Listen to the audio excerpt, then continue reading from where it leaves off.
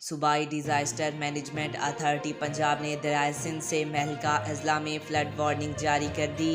PTMA ने commissioner Sargodha, डेरा गाजी खान और commissioner Bahawalpur को अलर्ट जारी कर दिया, जबकि DC मियांवाली, बखर, लिया, मुजफ्फरगढ़, राजनपुर और रहीम यार खान को भी अलर्ट जारी कर दिया है। तर्जमान PTMA के मुताबिक दरियाए सिंध में सैलाबी सूरत हाल चंद रोज़ बरकरार रहने का खदशा है। तरबेला और कालाबाग के मकाम पर नीचे दर्जे का सैलाब है, जबकि चश्मा और तोनसा के मकाम पर दरमियाने दर्जे की सैलाबी सूरत हाल है।